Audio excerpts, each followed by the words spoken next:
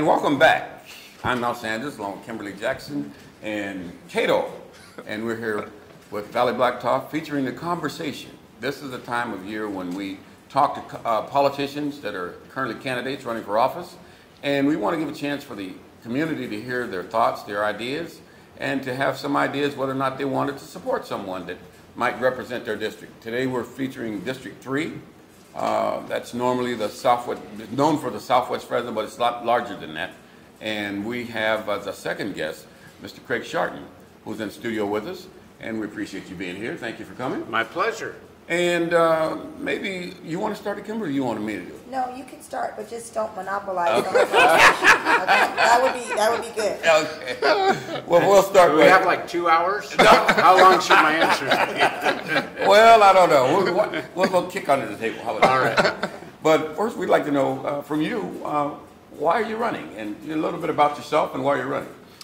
Well, I grew up in Fresno, and I grew up in a time where I had 3 sets of grandparents. I won't go into that whole story, but one was by the fairgrounds, one was by First and Belmont, and one was in San Pablo between Tower and Lowell neighborhood. And, you know, I could walk to the corner store and neighbors knew each other, and by the time I was in college, those neighborhoods had all deteriorated to such an alarming degree. And so I really started out in trying to figure out what went wrong, what could be changed, and really set on a course of lifelong learning about how revitalization of neighborhoods and economies and downtowns and neighborhood commercial districts work. So I was on the city council. I was elected 32 years ago when I was 25. It doesn't seem like it. Yeah, and really my mentor was Dan Whitehurst, and he said, if you want to learn how this works, you better pack your bags and travel. And that's what I did. I think I hit 25 cities in the first year where I could meet with mayors and developers and redevelopers and council members and everyone I could to find out what other cities were doing so I could bring it back to my hometown. And really that's been my life all the way through, you know, constantly learning, finding out what best practices are. And so I thought running for council, win or lose, you know, the voters get to decide, but if I ran a campaign that interjected the ideas of what I've seen work in other cities and raised things that I think don't normally get raised, then win or lose, I win, because I would be helping to make my city a better place. So do you think neighborhoods have any of the solutions to some of the problems we have in our society today? Yeah, every neighborhood can get better, right? So if, you know, so my strategy is for a neighborhood or a downtown or Chinatown, Tower, or whatever, the neighbors are going to brainstorm their issues, they're going to vote as a group, and we're going to take the top priorities and say, okay, we're going to work on these. And when you identify things by the neighbor's priority, then it's pretty easy to find the resources to solve some of the problems. Whoa, time out. You say it's pretty easy to find some of the resources. Yeah. You mean like money? Right, resources or people volunteering or bringing in community partners. You know, there are a lot of resources beyond money, but money is certainly important. But what we tend to do is 500 people call City Hall and they ask for 500 things, and then City Hall can easily say, well, I can't get to yours because I'm working on the other 499. Then the next person calls and they go, I can't get to yours because I'm working on the other 499. But if you go to government and you say, here are our top 4 things, we'll get to 5 maybe later, but these are our top 4 things we voted on as a community. And let's say we have dirty alleys, okay? Then you pull in community sanitation, you have some volunteer crews, maybe you put up some cameras to find out who's dumping, maybe you put a fence in the middle so that people can't drive through, you try a few different things, you measure whether that's working or not, and then you find the ones that work and you continue to repeat it. And when you break things up like that, it's really not that hard to do, and at the end of 4-year term, you should be able to go to every neighborhood and every commercial district and say, these were your priorities, this is what we worked on, this is how we improved them, And if you can't do that, you shouldn't be in office. Okay, Yeah, I'm sorry, go ahead. He heard my cue saying, share the mic. Yeah, okay. I just I'll want- be back. Okay, I want to thank you, Craig, for taking time to come, because I want to make sure that all of our listeners and our viewers realize that not every candidate was able to make it. Either they couldn't make it or didn't take the time to make it. So everyone will be here except for Mr. Hill and Mr. Miller, and Mr. Burris will be here next week. So I want to thank you for taking time to come today. And I heard you say when you were answering Mr. Sanders' question that you're going to get community members engaged and have them come up with their best solutions. How are you going to get them engaged? We're all so busy in our daily routines. How are you going to find a way to get residents to be active and involved in what's going on within their community? So I've actually done it in my life. Okay. So, you know, whether it's been in Pleasanton or Hanford or when I represented the Tower District, you know, we redid all of the land use in the Tower District. We had a 21-member committee of residents and business owners to do that plan. It took a year and a half or 2 years, but they were engaged in every part of it. And what I find is people don't like to come to meetings if there's nothing getting done. But when you say, okay, I'm interested in clean alleys, okay, now you're part of the alley group, Okay. and you're going to be working on it, and when you see that you're making a change, then it doesn't feel like it's taken away from the rest of your life. You're actually being part of change. And I'll tell you, I've gotten to experience this in my life. When you are a part of a positive change in your community, it will be the most rewarding, fulfilling thing you do in your, except maybe kids and grandkids. It is so rewarding to get to stand back and see the change. So you just send out flyers or The whole thing. Just Like like- in Lowell, we'd get 300 to 400 people at the auditorium at Lowell School. And I'm very proud that at some of the meetings, it was a majority Spanish-speaking people. And that people say you can't do that, and we did it.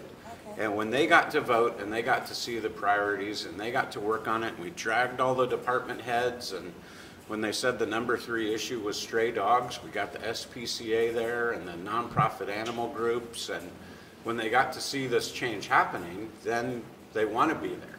And they want to get the quarterly report from everyone on what they're doing.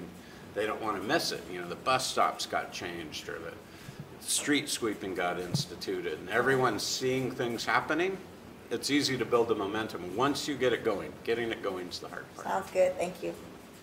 Mr. Cato, you got Yeah, I guess the obvious question is, what do you see, or twofold, what do you see personally as the number one goal that you want to be able to come in and see fixed?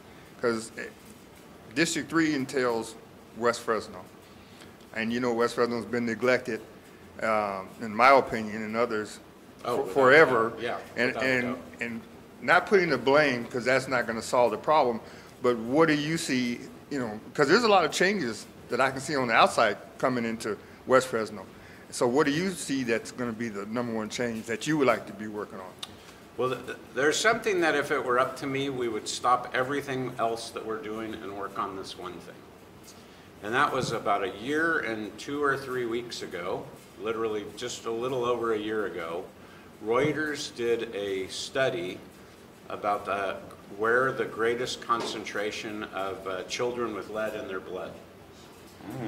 So Flint, Michigan, which is a national story everyone's heard of, 5% of the children in Flint, Michigan had lead in their blood, unsafe levels of lead in their blood. In District 3, there's one area, the Lowell neighborhood, 93701, that has 13.6% of the children have lead in an unsafe level of lead in their blood. And if you look at the map, the interactive map on the Reuters page, and overlay it with District 3, the entire district. And let me just tell you, I mean, if there's nothing else I do, if we can get, I'm talking to moms, you got to get mad about this. I mean, we've gone a year, there hasn't been one hearing, there's been one news story. I haven't heard about any new grants, I haven't heard about anything. It's time we get really mad about this because it's got to be fixed. Lead in children's blood hurts their nervous system, it lowers their IQ, it makes them act out and aggressive, it hurts their ability to pay attention. Like, these are all things. So if you're a parent, that's horrible. If you're a school district and kids are coming in worse off than they should be. If you're an employer, everyone should be concerned about this situation, and I don't hear anything about it. So win or lose, if I can keep pounding on that to a point where we get something done, then it will be worth, whatever campaigning kinds of stuff I end up doing. But I can tell you, if I'm there, that is going to be top of my agenda, and we're going to drive it. I'm going to call everyone in Congress, everyone in the Senate, everyone at the county, everyone at the state legislature. We say, you better get the money. We need to know where it's coming from. We need to be monitoring our children's blood, and we need to be getting remediation. I'd call people like Catch, who does environmental cleanup, and Croker, and say, what are the barriers, what city hall barriers are in place that are slowing this down for you? It's just something that we've got to have a full court press on. Well, I'm sorry to interrupt, but if there's a problem going on, what's the root source of it? Because that lead's got to be coming from somewhere. Right. So the first thing is to learn. Right. So is it coming from domestic lead pipes in people's homes? We know it's most likely not the city water supply, but that doesn't mean old houses don't have lead pipes in them. Is it coming from the paint, which is a likely suspect, because the paint turns to dust and you open your windows and it's blowing in. It can be getting into the soil. So all those things need to be tested. And here's something I honestly don't have the answer for, but it seems to be following where the freeways are. And so I want to know, is there a role that the freeways are playing? We might find it's all of those. We might find that it's just one thing, but what we need to know so that we can do the remediation. But I'll tell you, I had a neighbor across the street with a little girl who tried to get the lead remediation grant when we had one. And, his house had to be up to code, all of these obstacles. And I'm like, I don't care if he has a garage or not. It's an old 100-year-old house. What I care about is that his child grows up in a house without lead in it, right? So, there are a lot of these rules that we have that we've made up, and if they're in the way, let's knock them down. This is too important. Okay. So what's the difference between the rules that you speak of and policy laid by the council? Is there a conflict? Is there? Yeah, I think a lot of times they don't know what the rules are. So, I'm a on-the-ground guy. And when we had one grant to help people who had disabilities get money to make their house better for them, they fix the shower and they lower the counters and all of that kind of stuff. We had a lady in Southwest Fresno, grandma, who was an amputee in a wheelchair, and she qualified for the grant in every way, and they went out and inspected, and they said, well, your house isn't up to code. And they said, what do you mean? And they said, you don't have a garage. She said, I don't have, I don't drive. Like, what does it really matter to you? Oh, the municipal code says, everyone has to have a garage, and the rules say you can't get this grant unless you have a garage. Now, that's the kind of stuff, at a policymaker point, you just need to go in and fix it, right? Right. Not get in the way of solutions by having, and nobody could even tell you why that rule was there. It was put in place in like 1958. It's like, I don't know. By a bureaucrat or a politician? Yeah, who knows? Who knows? Before I was born. And the other question I would have is, what is your position on community policing? I think it's a good idea. The problem with it is it's very labor intensive. So I think we have to go through a process with the police department to say, what are the priorities that we want sworn officers dealing with? And what other kinds of positions can we have that other people can deal with? We had a great one in Lowell when I moved in there. Officer Angie, everyone knew her, it was great. But when things get short, then they kind of get pulled around. And and it's hard to hold the line on. It's a great idea. Everyone wants it, but we need to be realistic as well. So let me ask you, can we have other kinds of officers, like the community service officers, that are fulfilling a lot of the roles? You know, there was a time when doctors wanted to do everything, and nurses were capable of doing a lot of things, and the doctors fought allowing the nurses to be able to do it. And sometimes we have to have a lot of different kinds of specialties and different levels of service so that we can get more service out there for our community in a more cost-effective way. so let me ask you the tough question. Several years ago, I had a friend of mine, I don't know if you remember, his name was Jack Kelly. He was one of the first on the police department, African-American sergeants. And he lived in the community where he served. And he was able to constantly be able to solve situations in that community because he was a resident of the community, and people would tell him things that they wouldn't tell somebody else who was outside that community. Right. And I thought about that, and I thought, is that something that we probably, is it a, that's been years ago, but is that an obsolete idea to have police officers live in the areas where they serve?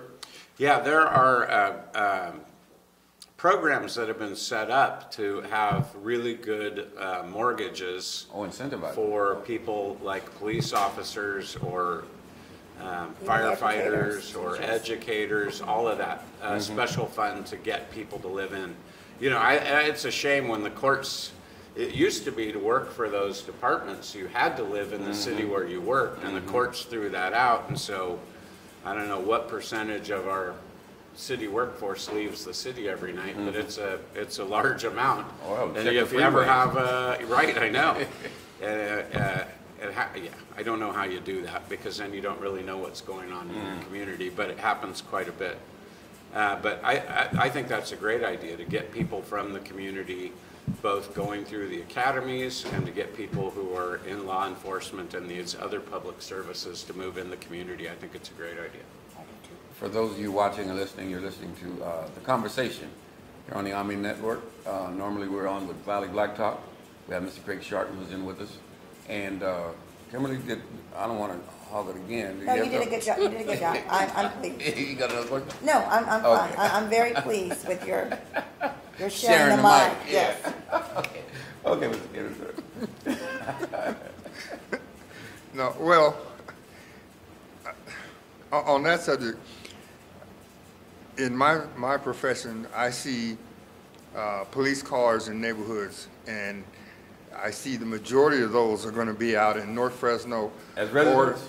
Parked as residents, or just on duty? They're taking cars home. Those cars are parked every night in those neighborhoods.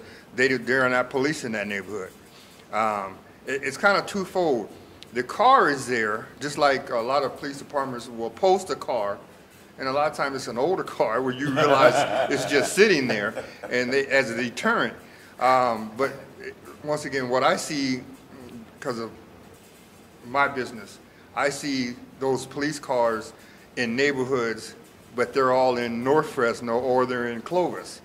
And all those cars are, and it's really spread out. I mean, I assume it's just open to any and all, maybe, to be able to take the car home, and, you know, because, you know, it's cheaper to leave from home than it is to go to work and then leave out again. But that's mostly in North Fresno. You're not going to see that, I don't believe, in West Fresno. Or especially like downtown, even with the new apartments that's just north of us. I don't see that happening. But it is definitely a good idea, because it does let that police officer connect with the community. Right. I mean, instead of somebody they don't know, they can trust, and they know George or David or whoever, and they see him every day and know he lives there. But I don't see that person moving into West Fresno as it is today. Well, I like what Craig stated, like an incentive. You know, maybe some type of incentive to even get, you know, teachers to live in the community where they're, me as an educator, you know, sometimes when I go to Food Max and I see my students, they're like, Miss Jack, they're so excited. Yeah, you're at the store? What are you buying? You know, and they're looking in my basket. I'm like, move. But I just think that would be really good. I think that benefits the community. It benefits, I would believe, the police officers too, because they're building a rapport with the residents that they're supposed to serve and protect. So I think incentives and different programs to, to give police officers a reason why. Well, and when we talk about, we jump to crime and police quite a bit. And I think of that as a symptom of something wrong, right? And so, I heard someone use this in a different context. They said it's like if you left the faucet on and it was overflowing and your whole kitchen was flooded and you're mopping it up, and then you go out and buy more mops because you have more and more water is there, but you don't reach over and turn off the faucet, right? It's going to keep going, right? If we don't build healthy neighborhoods, we're going to continue to get the result that we've gotten over the last 50 years or so. We've got to have neighborhoods that are healthy. People have to feel good about where they live. When the rest of the city looks down on your neighborhood, you start to look down on it too, right? We've got to have good schools. We've got to have people investing. We've got to have new people coming in, buying up houses and fixing them up and raising their family there. And they've got to see that as a realistic option. Concentrated poverty is like quicksand. Statistically, children don't get out of it, right? So until we, get to these underlying issues, we're going to continue to have the unspeakable symptom of having lives wasted because people haven't felt or haven't even realistically had the hope of achieving their best self. So we got to get to work on that, and it's hard, and it takes a lot of work, and we'll make mistakes and all of that, but we can demonstrate progress over time. And once you get things going in the right direction, hope goes up, and then more people participate, and it attracts more resources, and then everyone wants to be a part of it. That's what's going to ultimately reduce our crime problem. And you say reducing our crime, it just basically starts with having healthy neighborhoods. Healthy neighborhoods, by and large, raise healthy people, right? And unhealthy neighborhoods have the opposite effect. I'm a gardener. Right.